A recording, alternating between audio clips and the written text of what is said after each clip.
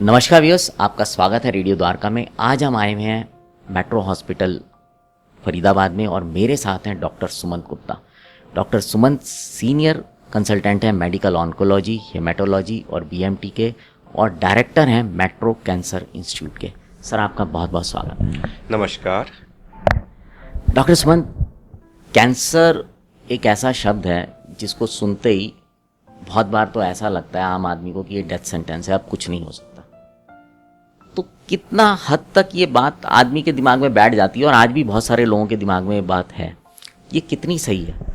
Sir देखिए, cancer को लेके हमेशा से ही एक चीज़ रही है कि कैंसर एक डेथ सेंटेंस है, या जिसको कैंसर हो गया उसका जीवन का अंत आ गया। तो इस चीज़ को लेके शायद ये धारणा हमारे साथ हमेशा से जुड़ी आती रही है। मगर मैं हमेशा ये कहता हूँ कि कैंसर एक बीमारी नहीं है, कैंसर एक बीमारियों का समूह है।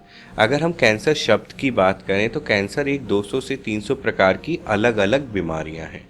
कुछ कैंसर ज़रूर ऐसे हैं जिनको लाइलाज बोल सकते हो, या हमेशा वो एक ऐसी स्थिति में पाए जाते हैं जहां इलाज संभव नहीं है। मगर आज भी बहुत सारे ऐसे कैंसर हैं जिनका पूरी तरह से इलाज करके हम एक पूर्ण नॉर्मल जीवन जी सकते हैं। तो कैंसर का ये मतलब नहीं है कि कैंसर से हमें हमेशा हारना है। ज़्यादातर कैंसर मतलब 60-70% कैंसर पूरी तरह इलाज के काबिल होते हैं और उनसे एक आदमी नॉर्मल जीवन जी सकता है। तो कैंसर से हारना नहीं है, कैंसर से डरना नहीं है, कैंसर से जीतना है। सर, एक और जो चीज़ है, लोगों को जनरली जैसे ही सुना कैंसर तो एकदम से आदमी बहुत जो है डिप्रेस सा हो जाता है। आप लोग खुद फील करते होंगे इस चीज़। तो क्या इसमें किस स्टेज पे आप आए हैं ये भी मैटर करता है? बिल्कुल सर, कैंसर में यूजुअली 4 स्टेजेस होती हैं। तो कैंसर की पहली स्टेज का मतलब है कैंसर एक बहुत छोटी सी 2-2.5 सेंटीमीटर या उससे छोटी गांठ है।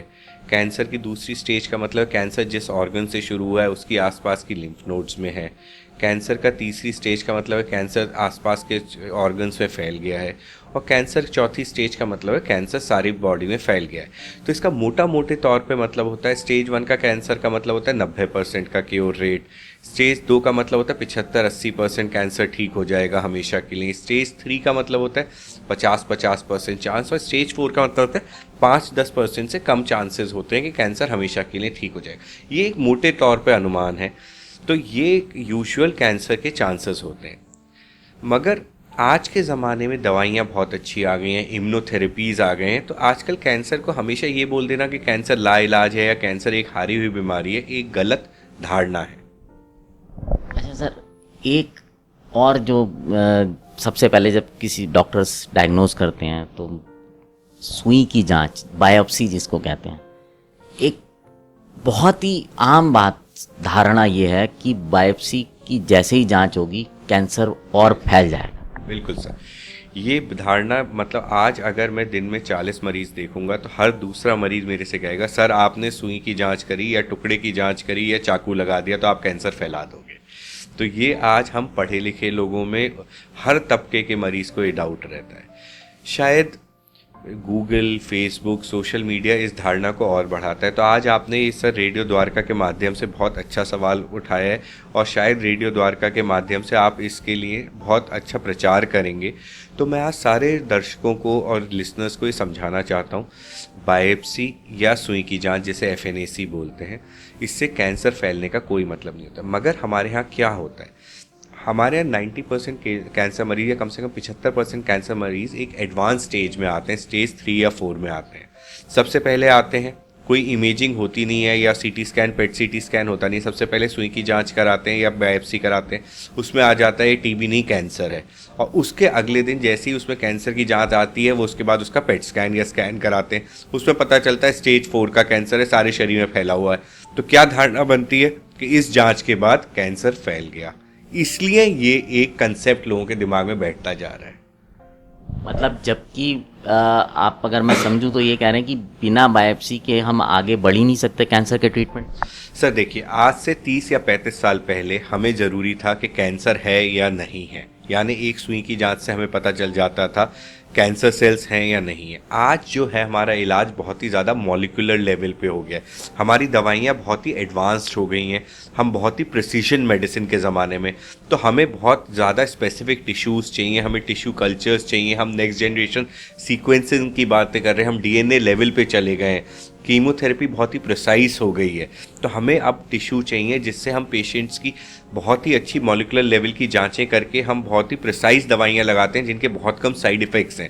तो टिश्यू की जांच बहुत ही अनिवार्य है जिससे मरीज़ की बीमारी को हम बहुत अच्छे से ट्रीट कर पाएँ। तो इसके लिए हमें बायोप्सी चाहिए ही चाहिए। सर पहले पेशेंट आया, उसको पता चला कैंसर है, फिर उसकी आपने सुई की जांच की, उसके बाद आप कहते हैं कि कीमोथेरेपी होगी, ये तीसरा शॉक होता है उसको। तो क्या कीमोथेरेपी ही इलाज है कैंसर? नहीं सर, कीमोथेरेपी हर इलाज नहीं है। कैंसर का इलाज जो है मोटी मोटी तौर पे ट्राई मोडालिटी इलाज है, यानी कैंसर के लिए 3 मोटे मोटे इलाज हैं, सर्जरी, कीमोथेरेपी और रेडियोथेरेपी। कभी कभी तीनों में से एक इलाज चाहिए होता है depending on the stage of the patients, और कभी कभी उसे स्वस्थ करने के लिए तीनों इलाज सीक्वेंसिंग में या तीनों एक साथ चाहिए होते हैं। तो पेशेंट के लिए क्या चाहिए होता है, हर कैंसर के इलाज के लिए हमारे लिए ट्यूमर बोर्ड्स होते हैं, मतलब कैंसर का डॉक्टर, कीमोथेरेपी के doctor, surgeon, radiation oncologist, pathologist और हमारे न्यूक्लियर मेडिसिन वाले या रेडियोलॉजी वाले सारे डॉक्टर्स सब साथ बैठते हैं एक कैंसर सेंटर में, सब मिल के जुल के उसका ट्रीटमेंट डिसाइड करते हैं और मरीज़ के लिए जो बेस्ट होता है उसको हम पेशेंट को समझाते हैं।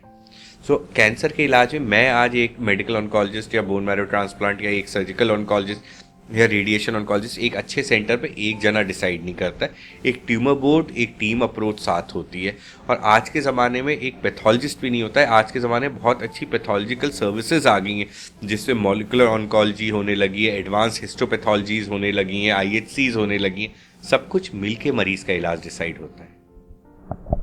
अच्छा सर, अब कीमोथेरेपी का जिक्र किया है तो मैं उसके लिए भी आपसे एक सवाल ज़रूर पूछना चाहूँगा कि कीमोथेरेपी मतलब पेशेंट को ऐसे लगता है कि उसका टॉर्चर बढ़ता जा रहा है, अब कीमोथेरेपी होगी, मेरे बाल उड़ जाएंगे, मेरे को उल्टियाँ आएंगी, मैं वज़न कम हो जाएगा, और अगर कोई यंग है तो उसे शायद ये भी लगता है कि अब मैं आगे पता नहीं अपनी फैमिली को बढ़ा पाऊँ या ना बढ़ा पाऊँ। ये सब चीज़ें किस हद तक सही हैं?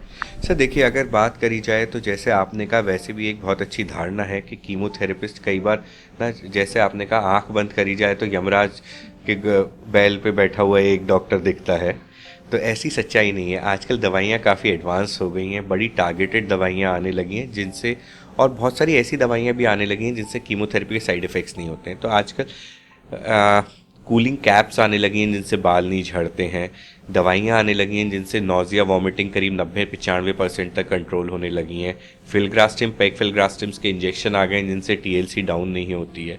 और बहुत बड़ी बात है कि नई जो दवाइयाँ आ रही हैं वो टारगेटेड दवाइयाँ आ रही हैं जो नॉर्मल सेल्स को डेड नहीं करती हैं, जिनसे ये साइड इफ़ेक्ट्स नहीं आते हैं। तो थिंग्स हैव इवॉल्व्ड। सो आजकल हमारे यहाँ ना एक स्लाइड दिखाई जाती है जब हम प्रेजेंटेशन करने जाते हैं कि आजकल हम बंदूक लेके गोलियां नहीं मार रहे हैं कैंसर सेल्स को, हम टारगेटेड मिसाइल से कैंसर सेल मार रहे हैं।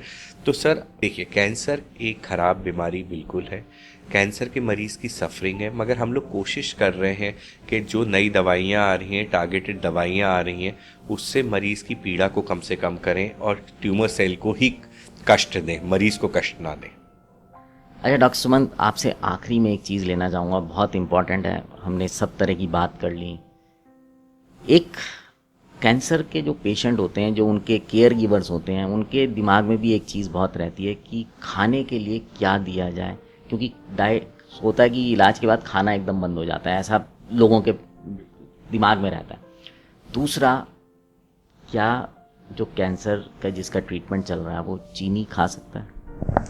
सर देखिए, कैंसर की दवाइयों से और कैंसर के दौरान जो हमारी मानसिकता रहती है उन सब से मिलके हमारी डाइट में ना बहुत प्रभाव आता है। एक तो खाने का मन नहीं होता है, अपना खान पान कम हो जाता है, स्ट्रेस रहता है, उससे वेट लॉस वगैरह होता है, और वेट लॉस एक बहुत ही नेगेटिव चीज़ रहती है। तो खान पान में हमें प्रोटीन्स बढ़ाने हैं, कार्बोहाइड्रेट्स को कंट्रोल में रखना है, एक हेल्दी वेल बैलेंस डाइट रखनी है, ग्रीन लीफी वेजिटेबल्स को रखना है और इन्फेक्शंस बचाने हैं। तो फ्रेश खाना रखना है, फ्रिज का रखा हुआ खाना नहीं खाना है, अब बहुत ही बैलेंस्ड हाई प्रोटीन डाइट लेनी है। तो ये चीज़ें रखनी है। एक सबसे बड़ा मिथ आजकल चल रहा है कि शुगर्स से कैंसर होता है। एक बड़े सारे वीडियोस चल रहे हैं, एनेक्डोट्स चल रहे हैं कि चीनी को कैंसर सेल्स को फीड कर रही है, मगर हम ये भूल जाते हैं चीनी हमारी नॉर्मल लाइफ को भी फीड कर रही है। तो लोग आजकल अपने घर में चीनी बंद कर देते हैं। अब आपके एक एवरेज कैंसर पेशेंट की उम्र होती है 60-70 साल। अब आप 60-70 साल के आदमी को आज मैं पूरा उसका लाइफस्टाइल बदल दूं, उसको कहें आज तुम रोटी पराठे नहीं खाओगे, तुम वेगन हो जाओ, आज तुम कीटो करने लगो, आज तुम ये नहीं खाओगे, यार उसको जीने दो ना। उसने जो 70 साल तक नॉर्मल खाना खाया है उसे खाने दो ना। उसको अच्छा खिलाओ, मैं मना नहीं करता, मगर उसको नॉर्मल खाना खाने दो। Give him a healthy lifestyle, a good lifestyle, a positive energy in the home. Please do not unnecessarily go to food myths. A healthy, good, balanced, a pure and a fresh meal is what he requires, and a lot of love and care from you. Thank you doctor Suman, आपने बहुत ही अच्छी बात आखिरी में बोली कि positive सबसे important role किसी भी व्यक्ति के इलाज में पॉजिटिव और डॉक्टर का रहता है।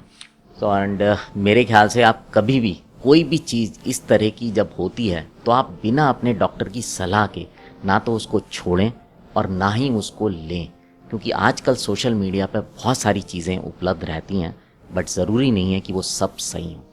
मैं सही कह रहा हूँ डॉक्टर सुमन? जी सर, हर चीज़ अच्छी है, सोशल मीडिया भी बहुत अच्छा है, मगर उसको अच्छा तरह से वे करके चलें तो और अच्छा हो जाएगा। मतलब एक्सपर्ट्स की राय जरूर लें कुछ भी करने से पहले। I think that is the best way. Sir, doctors are part of your family, we are always there to help you.